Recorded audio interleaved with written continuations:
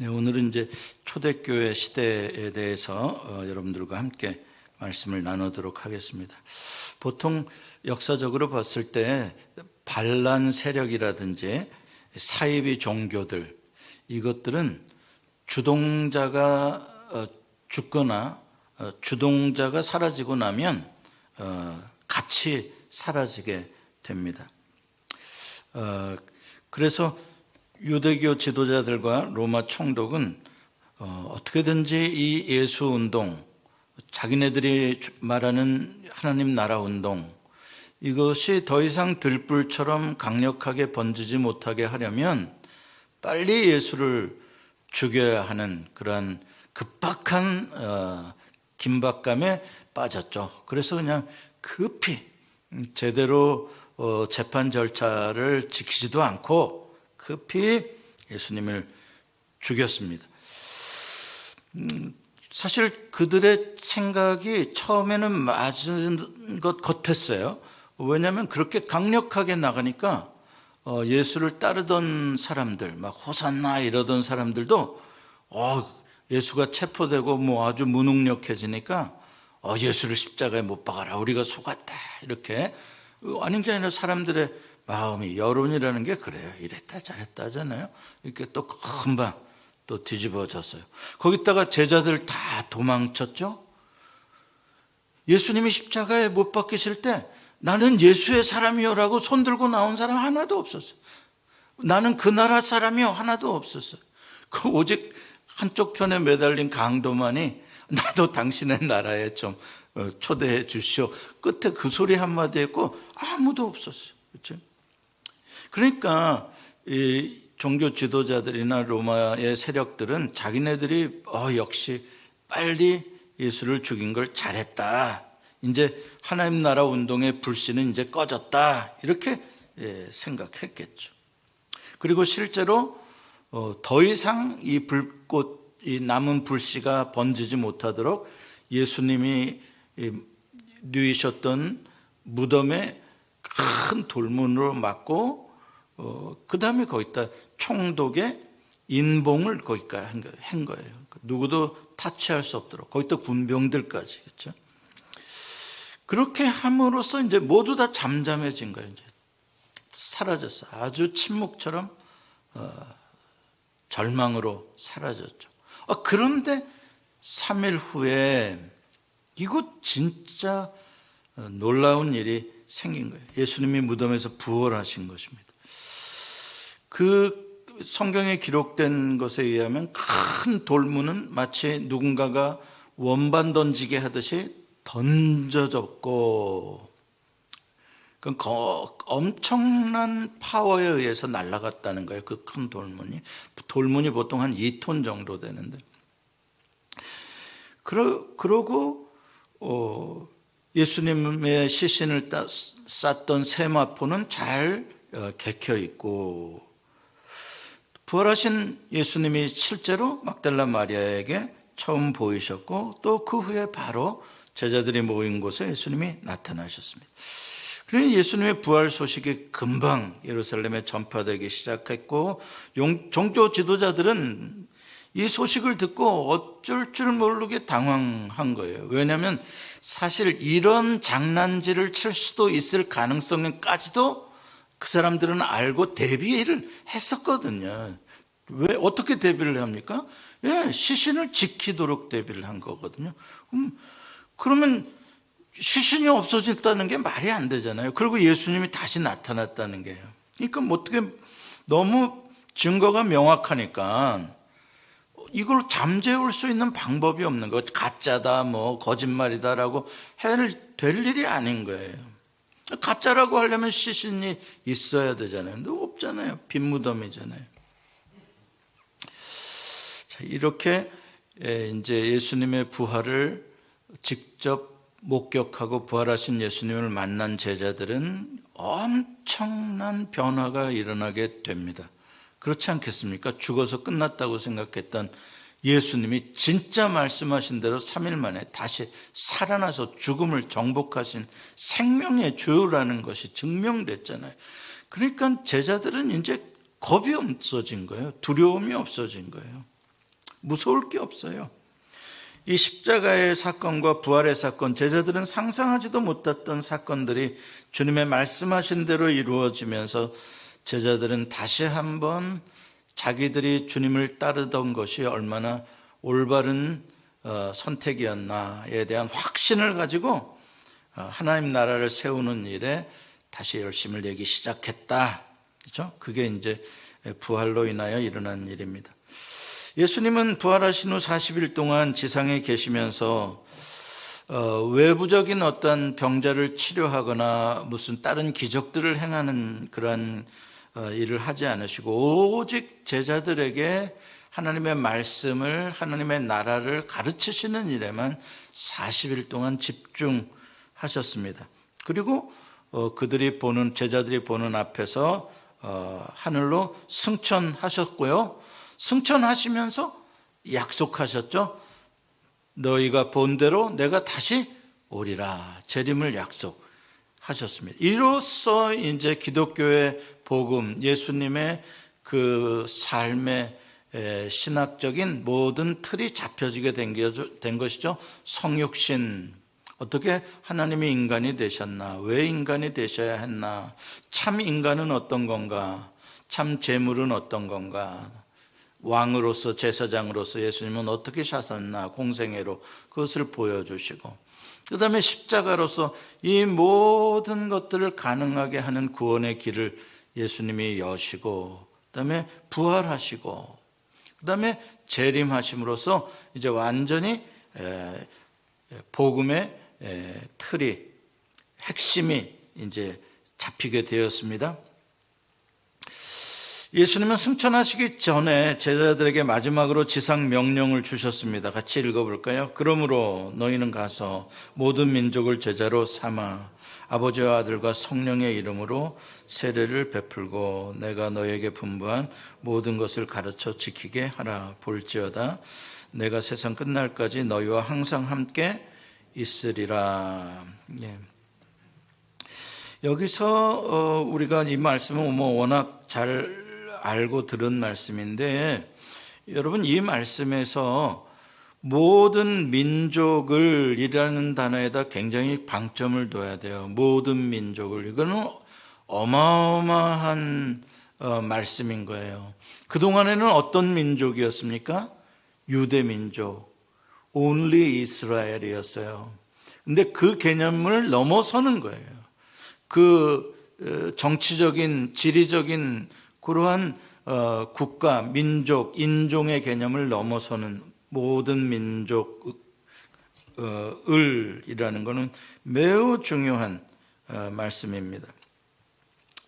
자, 하지만 제자들은 그 말을 이해 못하죠. 제자들은 그들의 세계관, 그들의 그동안의 신앙관은 오직 유대인, 오직 이스라엘의 하나님이었기 때문에 그런 거예요. 그러니까 제자들은 부활하신 예수님을 보고 더 막 용기가 났던 걸 뭐냐면, 진짜 이제 로마 제국 너 죽었다. 우리 예수는 죽여도 살아나는 분인데 니들이 어떻게 우리를 이기냐. 그래서 로마 제국을 정치적으로 물리치고 정치적인 다윗 왕국을 회복할 것이라는 신념이 더 많아졌어요. 그들에게 이제 예수님께서 이제 가르치셨죠. 그런 게 아니다. 그런 게 아니다. 그러면서 이제 예루살렘을 떠나지 말고 하나님 아버지께서 너희에게 약속하신 성령님을 기다려라. 그렇게 말씀하시고 예수님이 떠나셨잖아요. 그러면서 성급하게 그런 정치적인 그러한 나라를 만들려고 조급하게 그렇게 하지 마라 하면서, 오직 성령이 너희에게 임하시면 너희가 권능을 받고 예루살렘과 온 유대와 사마리아와 땅끝까지 이르러 내 증인이 되리라. 이 말씀을 해주셨어요. 제자들은 이 말에 순종해서 이제 전심으로 예루살렘에 남아서 우리가 아는 마가라 하는 요한의 다락방에 모여서 예수님의 가족들, 어머니를 포함한 가족들과 함께 거의 120명 정도의 사람들이 모여서 전심으로 기도하는 중에 갑자기 하늘로부터 바람 소리와 함께 성령의 불이 혀의 모양으로 각 사람 위에 임하는 사도행전 2장의 이제 오순절의 성령 강림의 참 놀라운 사건을 체험하게 됩니다. 이게 성부 하나님께서 그들에게 주시는 선물이요, 성자 예수님께서 두 번째 보혜사를 보내주시겠다고 한 약속이요, 더 영적으로 의미를 보면 우리의 옛 육신 가운데 새로운 그리스도의 영 루아흐가 우리 안에 다시 들어오는 재창조의 사건이죠. 그래서 단순한 성령 강림, 무슨 파워를 받는 게 아니라 이거는 하나님께서 천지를 처음에 지으시고 흙으로 사람을 빚으신 다음에 그 코에 생기를 불어넣어 생명이 되게 하신 것에 있어서의 집단적인 하나님 나라의 위대한 재창조의 새 인류의 하나님의 창조 사역을 보는 사건인 거예요. 이 사도행전 2장의 사건은 새 인류가 출생하는 겁니다. 다시 예수의 새 영으로 말미암아 그 새 영이 들어와서, 그래서 이 사람들은 특정 지역의 방언을 말하는 사람들이 아니라 하나님 나라의 성령의 말하게 하심을 따라 하나님 나라의 말을 하는 사랑의 말이죠. 그래서 모든 민족과 소통할 수 있는 사랑을 가진 새 인류로 탄생하게 된 것이다 이 말이죠. 그게 바로 성령을 받은 그러한 오순절의 사건을 보여주고 있는 것입니다.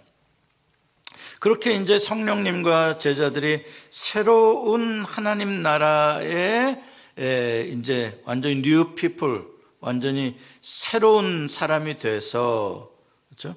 이제 하나님의 자녀로서 다시 거듭나서 성령이 내주하는 사람들이 돼가지고 이제 예수님께서 맡겨주신 하나님 나라의 지상 명령 사건을 명령을 수행할 수 있게 되었다. 이제 성령 시대가 삼위일체 신학으로 봤을 때 성령 시대가 본격적으로 열리게 되었다. 언제까지? 주님 다시 오실 때까지 성령의 시대가 열렸다. 자, 여기서부터 교회의 역사가 시작이 되는 거예요. 그러니까 성령이 강림하시고 예수 그리스도께서 약속하신 대로 하나님께서는 무엇을 탄생시키셨나? 무엇을 출생시키셨나? 처음에는 흙으로 아담을 출생시켰다는데 이제는 하나님께서 교회를 출생시키시고 성령을 집어넣어 주신 것이에요. 그래서 여러분은 교회예요. 이제는 개인이 아니에요. 그 개념을 우리가 이해해야 돼요. 아담까지만 가더라도 개인의 개념으로 접근하려고 그래요. 물론 하와까지 하나님은 사람 복수를 지으실 거라고, 남자와 여자를 짓겠다고 말씀하셔서 사실은 공동체인데 사람들은 그걸 자꾸 놓쳐요. 그러나 사도행전은 분명히 하나님은 한 개인의 출생이 아닌 집단의 공동체의 출생, 하나님 나라의 출생, 교회의 출생을 원하시고 계셨다는 것을 우리는 알 수가 있는 것이죠. 그럼 개인은 뭐냐? 개인의 존재성은 뭐냐? 교회의 파트가 됨으로써, 교회의 지체가 됨으로써 개인의 존재성이 있는 거예요. 그래서 나 홀로 신앙이라는 건 존재할 수가 없어요. 나와 주님과 관계만 좋으면 되죠. 너 그건 당신 성경 몰라서 그러는 거예요. 그렇잖아요. 당신은 교회라는 바디 속에 반드시 belong to body of Jesus Christ예요. 그래야 당신은 거기에 존재 가치와 생명이 있는 거죠. 물론 전혀 교회가 없는 낯선 무인도에 나 혼자 있다. 그러면 괜찮아요. 나 하나도 교회일 수 있어요. 그러나 그렇지 않은 다른 성도가 있을 때는 반드시 뭐를 해야 된다? 연합해야 된다. 하나의 커뮤니티를 만들어야 된다. 그게 매우 중요한 내용입니다. 자, 이렇게 교회의 역사가, 교회가 출생하게 된 거예요. 예수님을 주와 왕으로 모신 사람들에게 이제 성령님께서 함께 하시는 공동체, 교회입니다. 하나님께서 세상으로부터 불러주신 성도들이 성령 안에서 하나가 되어 예수님의 몸을 이루는 곳, 교회입니다. 그럼 머리는 여전히 예수님이시죠. 또 예수의 영이신 성령님이시다, 이렇게 볼 수가 있습니다. 그래서 이제 머리이신 예수님의 뜻을 몸인 교회가, 우리들이, 지체들이 이제 이 땅에서 계속 공생애의 삶을, 계속 십자가를 통한 구원의 역사를, 부활의 역사를 계속 이어가는 거예요. 우리들이 예수님이 우리에게 맡겨주신 것들입니다. 그래서 성령님으로 말미암아 이 작은 예수들이, 예수의 영을 받은 우리들이 들불처럼 번져나가서 그래서 예루살렘과 온 유대와 사마리아 땅끝까지 번져나가는 거죠. 점령해 나가는 거죠. 작은 예수들이 막 날아가는 거예요. 민들레 홀씨처럼, 그렇죠? 그렇게 날아가서 점령하는 겁니다. 이 교회는, 이 지상에 있는 교회는 예수님이 공생애를 사셨던 것처럼 똑같이 세상에 나가서 복음을 전하고 가난하고 소외된 자들의 친구가 되어주고 저들에게 먹을 것도 주고 저들을 치료해주고, 그렇죠? 저들과 교제하고 저들을 어디로? 하나님 나라로 초대하는, 주님이 하셨던 이른 양을 찾고 주님이 하셨던 일을 그대로 우리에게 위임해 주신 것입니다. 그리고 실제로 교회의 머리가 예수님이시고요. 여전히 주님이 일하고 계시는 것이죠. 자, 이렇게 해서 처음으로 형성된 교회 공동체가 오늘 우리가 읽은 사도행전 2장 끝부분에 나오는 예루살렘 교회라는 것이죠. 그래서 우리가 초대교회 그러면은 예루살렘 교회를 떠오르게 되는데 바로 처음 생겨진 교회입니다. 예수님 제자들이 부활하신 예수님을 만나고 큰 용기를 얻었고, 또 다시 예수님께서 그들에게 약속하신 보혜사 성령님을 보내주시니까, 성령님이 그들 안에 들어오시니까, 성령은 뭐예요? 예수께서 가르쳐 주신 말씀을 깨닫게 해주시는 영이시거든요. 그러니까 이제 성경이 알게 되고 성경을 깨닫게 되고 예수님이 하나님 나라를 어떻게 이루시겠다고 하셨는가에 대한 말씀들이 이제 비로소 깨달아진 거예요. 아, 이거는 유대 민족만의 구원만은 아니구나. 뭔가 주님이 하시는 일은 새로운 역사가 있구나 하는 것들을 이제 깨닫기 시작하는 것이죠. 그래서 용기를 내서 이제 말씀의 지혜로 외치기 시작하는, 전도를 하기 시작. 대표적인 게 베드로가 이제 예루살렘에서 설교한 내용들 아닙니까? 베드로가 한번 설교하니까 사람들이 어찌할꼬 가슴을 치며 회개하며 하루에 3,000명이나 회개하고 예수를 믿게 되어지는 놀라운 역사들이 일어나게 되는 것이죠. 베드로가 뭘 외쳤겠어요? 야, 구약에 예언된 그 메시아가 예수 그리스도야. 이분이 우리 같은 이 완악한 죄인들을 대신해서 십자가에 대신 달려 돌아가신 거야. 제물이 되어주신, 그래서 우리는 하나님과 함께 다시 살게 된 거야. 예수님이 왕이시다, 그렇죠? 이 하나님의 아들이시다, 이거를 외쳤어요. 그 결과 이제 엄청나게 많은 사람들이 예수를 믿기 시작했지. 과히 폭발적이잖아요. 그래서 상상해 보세요. 불과 50일 전만 하더라도, 불과 2달 전만 하더라도 그렇게 정말 과연 예수 믿는다고 손들고 나올 사람이 누가 있었나 할 정도인데, 바로 예수님의 부활과 성령 강림과 또 예수님께서 말씀을 제자들에게 40일 동안 집중적으로 가르쳐 주심으로 인해서 하루에 3,000명이라는 폭발적인 핵폭탄이 터진 거예요. 이건 진짜 인류의 역사에서 영적 핵폭탄이 그날 예루살렘에 터진 거예요. 성령 강림으로 인해서. 그리고 거기에서 핵폭탄을 받은 불같은 핵을 지닌 각 성도들은 완전히 이제 핵탄두가 돼가지고 세계 땅끝까지 다 날아가는 거예요. 미사일처럼. 그래서 세상을 정복하게 되어졌던 것이죠.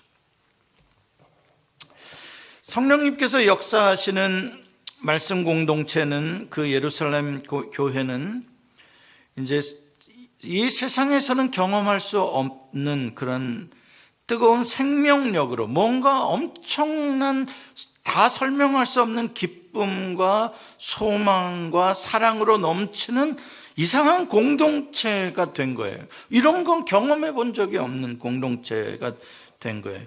그들은 함께 모이는 걸 그렇게 기뻐했어요. 모이는 걸 그렇게 기뻐했대요. 이게 참 오늘날 이게 교회가 지금 죽어져 가고 있구나라고 하는 게, 모이는 게 힘들어지는 거 아니에요? 그러나 모이는 게 기뻐진 거예요. 그래서 우리가 자꾸 초대교회로 돌아가자고 하는 것들이, 이런 데에서 우리가 도전을 받게 되는 거죠. 뭐지? 이 사람들은 모이는 걸 좋아했어. 이해해요. 이 사람들 할 일 되게 없었을 거야. 그러니까 모여서 이렇게 재밌게 노니까 오고 싶어 했겠지. 우리는 바쁘고. 컨텍스트가 다른 거야. 위로가 되나요? 자, 아무튼 모이기를 기뻐하고 자기들의 소유를 다 팔아 각 성도들의 필요에 따라 나누어 주었다.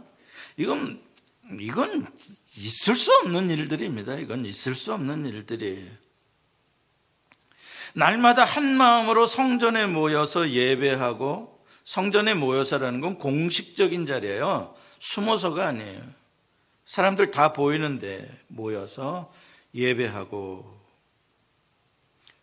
그리고 전혀 유대교랑 구약의 교회랑 우리가 완전히 단절된 어떤 새로운 신앙이 아니라는 걸 말해주는 거예요. 여전히 성전에서 여호와 하나님을 예배하는 구약의 그 하나님 믿는 믿음을 그대로 물려받은 정통성이 있는 신앙이라는 걸 증명하는 거죠. 성전에 모여서 예배하고, 또 기도하고, 또 성도들의 가정에 각각 흩어져 모여서 함께 사랑의 떡을 떼고, 예수님께서 말씀하신 성찬식도 거행하면서 예수님을 기념하고, 그렇죠? 그렇게 날마다 기쁨과 감사로 하나님을 찬미하는 삶을 사니까 다른 사람들이 그 공동체를 보고 놀라면서 칭송하면서, 와, 너무 놀랍다, 너무 아름답다, 어떻게 이럴 수가 있나, 그러면서 나도 이 공동체에 소속하고 싶다 하면서 날마다 구원받는 자의 숫자가 더해지는, 저는 앞으로 이런 역사가 계속 일어났으면 좋겠어요. 그 역사를 보여주는 것이 예수 소망교회였으면 좋겠어요. 와라 안 해도 오는 교회. 왜 오냐 그랬더니 기쁘잖아. 오면은 얼마나 좋아. 집에 있어봐야 텔레비밖에 더 보냐. 오면은 말이야, 이야, 뭔가 사통팔달 뭔가 열리는 것 같은, 그 뭔가 배우잖아. 뭔가, 응? 자, 좋죠? 네.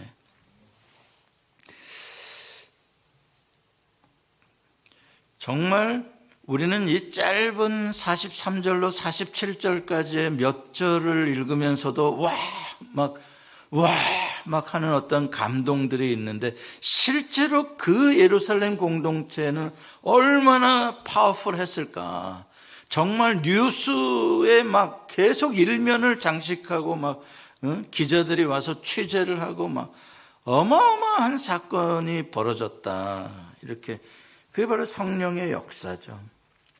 이제는 그 힘을 종교 지도자들이나 무슨 로마 총독이 막을 수 있는 수준이 아니에요. 이미 그걸 넘어서 버린 파워예요. 그걸로 통제가 안 되는, 핵폭탄이 터졌는데 그렇죠?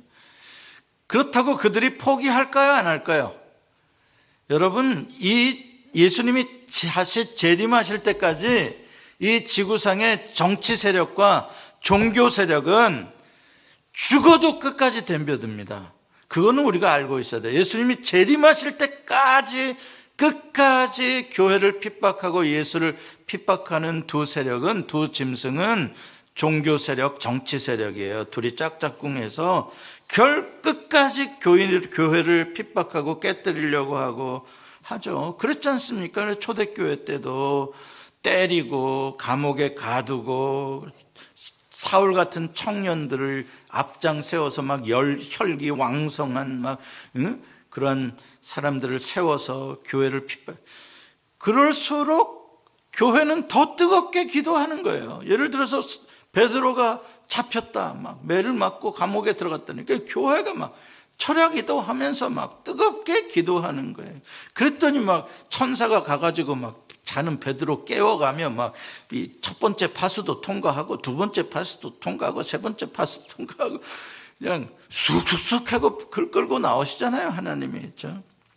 자, 아무튼 이렇게 외적인 핍박이 있는 가운데에 하나님의 놀라운 역사들을 보는데 문제는 뭐였냐면, 또 다른 문제는 숫자가 커지니까 이 교회 공동체 안에서 그렇게 참 아름다운 일만 있어야 되는데 문제가 생기기 시작하는 거예요. 교회 공동체 안에서 사람들이 모이다 보니까, 또 옛 성품을 우리가 가지고 있다 보니까, 완전하지 못하다 보니까. 대표적인 사건이 아나니아와 삽비라 부부의 사건인 거예요. 교회에서 어느 정도 리더십을 갖고 뭔가 사람들로부터 존경과 인정을 받으려고 한 거예요. 그건 어떤 나라에서 했던 거예요? 이전에 유대교에서 했던 방식을 그대로 교회 안에도 도입한 거예요. 이 사람들은 교회에 사람들이 많이 모이니까 내가 좀 우쭐하고 싶은 거예요. 교회는 그런 공동체가 아닌데 이게 그렇게 되는 거예요. 습관적으로. 또 그러다 보니까 우쭐은 하고 싶어서 헌금은 제법 많이 했다고 좀 광고를 좀 크게 내야 되겠는데, 한 10억 했다고 내야 되겠는데 말이야. 그래서 10억을 챙겼는데 이게 너무 많아. 5억만 해도 충분히 인정받을 것 같아. 그래, 5억만 해도 우리 잘했다고 칭찬받을 거야. 그냥 5억만 하고 다 했다고 하자. 이런 이제 거짓, 자기가 사람들을 의식하고 하는 그런 거짓이 교회 안에 들어오기 시작했고, 그것은 바로 아주 무서운 심판으로 하나님께서 일벌백계를 하셨죠. 또 한 가지 교회 안에 더 문제들이 뭐냐면은, 이제 교회가 워낙 다민족 다양성 가진 사람들이 다 초대되어지는 곳이기 때문에 높은 사람부터 낮은 사람부터 부자부터 가난한 사람부터 유대인부터 이방인까지 다 모여다 보다 보니까 이제 그 가난한 과부들이나 가난한 사람들을 구제하면서 교회에서 음식을 나눠주고 이렇게 하는 일들을 하는데, 공교롭게도 헬라파 쪽에 과부들이 좀 우선순위에서 밀려서 뭔가 좀 앞에서 받는 사람들보다 좀 불이익을 당하는 이러한 일들이 생기게 되는 거죠. 그러면 안 되는 거죠. 사실 교회 안에서 그러한 작은 것 가지고도 차별이 이루어지고 이러면 안 돼. 오히려 교회는 뭐예요? 더 연약한 자들을 먼저 대접해 줘야 되는 곳이 교회인데, 헬라파나 이방인들은 교회 안에서 마이너리티고 유대인들은 예루살렘 교회의 머저리티니까 그 사람들은 소외감을 거기서 느끼게 됐고, 그게 불만이 돼서 교회가 위기를 겪게 됐죠. 그때에 사도들이 모여서 기도하는 가운데 지혜로운 결정을 하죠. 우리가 다 이걸 감당할 수가 없다, 우리 힘만으로. 그러니까 아예 구제와 성도들을 돌보는 일을 전담할 수 있는 7 집사를 뽑자. 그리고 우리 사도들은 말씀을 가르치는 일과 기도하는 일에 더 우리는 시간을 많이 쓰자. 이렇게 참 잘한 거예요. 지혜롭게 한 거예요.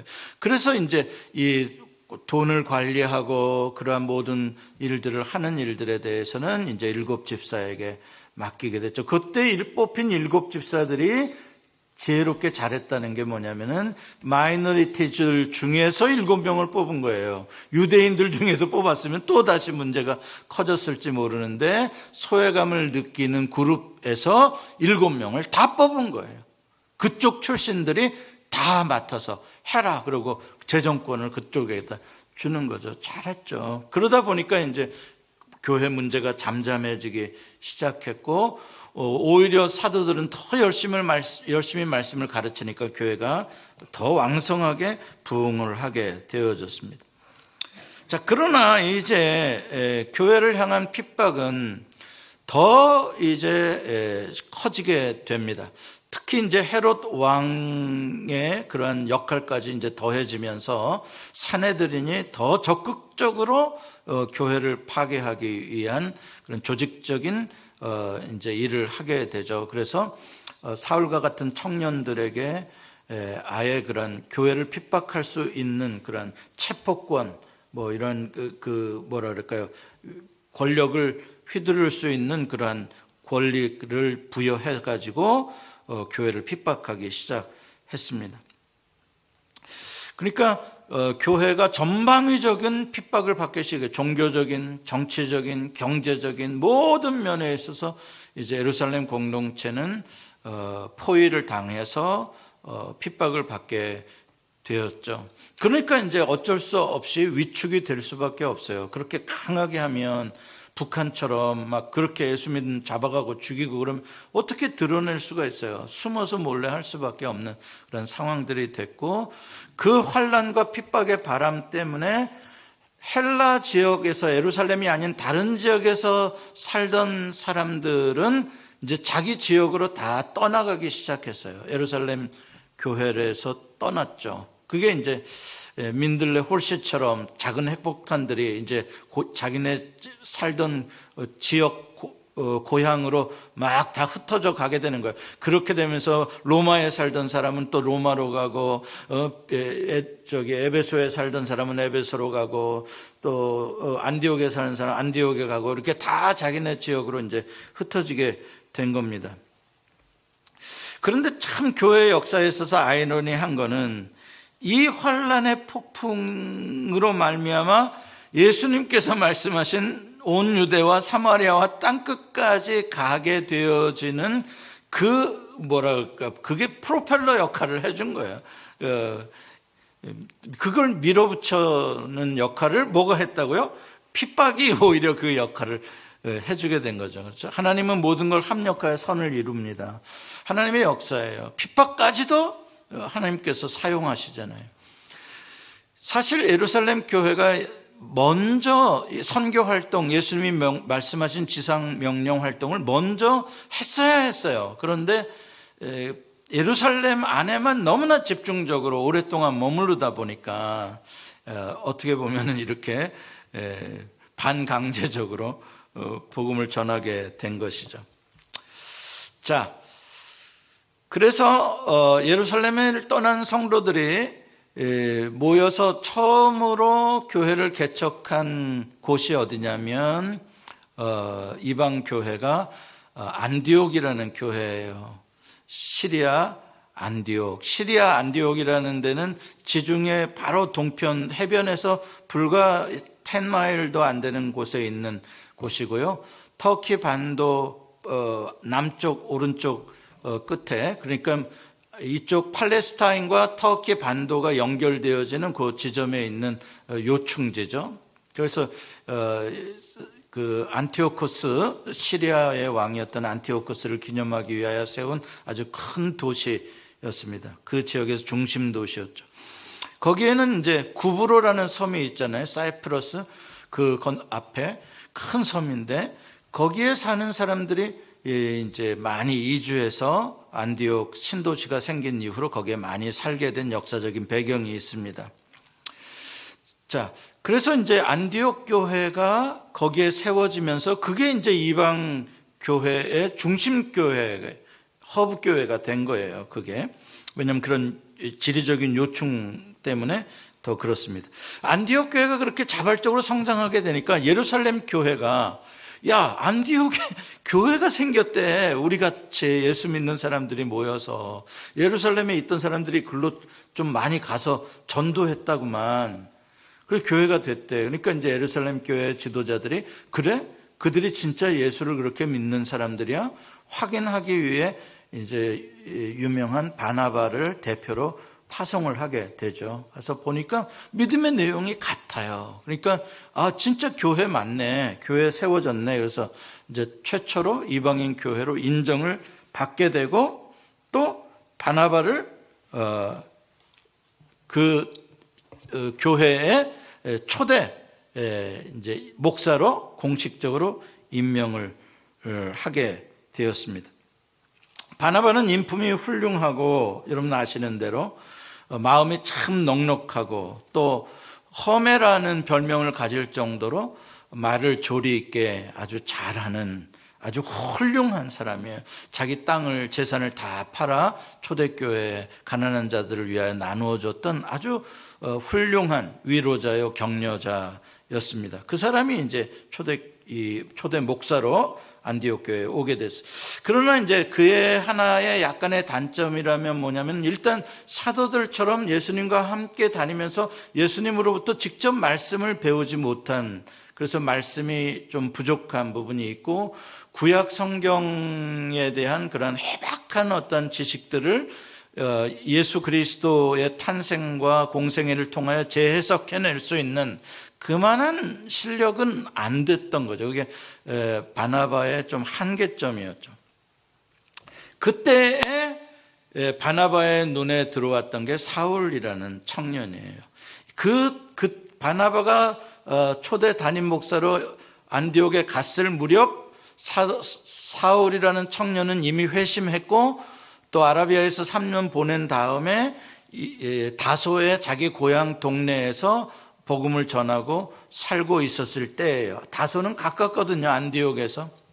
그러니까 이제 바나바가 그때 예수 믿고 변화되었다라고 예루살렘에 인사차 왔던 그 사울이라는 청년이 정말 뛰어난 젊은 박사 중에 박사고 대단한 친구인데, 그 친구를 데려와서 말씀을 가르치면 좋겠다라고 바나바가 생각해서 다소에 가서 정말 삼고초려 끝에 바울을 안디옥 교회로 청빙해 오죠. 그래서 우리 같이 코패스터 하자. 너는 가르치는 목사, 나는 패스토럴 케어하는 목사, 너는 티칭 목사. 이렇게 해가지고 둘이 이제 전심으로 안디옥 교회 성도들을 가르치기 시작하니까 안디옥 교회가 부흥하기 시작하는데, 성도들이 막 말씀을 먹고 영적으로 막 엄청난 변화가 일어나게 되는 거예요. 그래가지고 세계 선교로 나아가자가 된 거예요. 그래서 우리 교회가 그렇잖아요. 우리 교회 미션이 뭐예요? 미션 스테이트먼이요. 말씀을 풍성히 먹고, 옛날에는 변화를 받아. 근데 뭐 어떻게 변화받아야 될지 모르는 사람들이 있어서 새로 예수 닮은 제자가 돼요. 로 내용을 예수 닮은 제자가 되어 세계 선교로 나아간다. 이게 안디옥 교회의 교회 원리예요. 모든 교회들의 원리죠. 그렇게 할 수 있는, 변화될 수 있고 말씀을 증거할 수 있는 파워가 어디서 나왔냐? 바로 바울이 안디옥 교회에 와서 바나바와 함께 말씀을 가르치면서 나오기 시작했다. 자, 이렇게 이제 바울이 역사적으로 등장을 하게 되어지는 것이죠. 그래서 오늘 여기까지 시간 관계상 하고, 다음 시간에는 이제 바울이 어떻게 등장하게 되었으면, 바울이라는 사람은 도대체 어떤 사람인가? 그리고 워낙 중요하니까요. 바울의 신약 시대의 신약 내용에도 중요하고, 또 바울이 이방인의 사도로 이방 교회를 개척하고 나가는데, 과연 예루살렘을 중심으로 하는 유대인 중심 교회와의 갈등의 문제, 그 골이 어떤 식으로 계속 이어지고 있으며 어떤 부분은 해결되어져 가고 있는가 하는 예루살렘 중심 초대교회와 이방 중심 초대교회들 사이에서의 어려운 문제들, 또 거기다가 한 단계 더 나가서 이제 로마라는 어떤 큰 제국의 세력과의 갈등 문제, 그리고 사도 바울의 전도 여행, 이런 것들에 대해서 다음 시간에 공부하도록 하겠습니다. 같이 기도하겠습니다.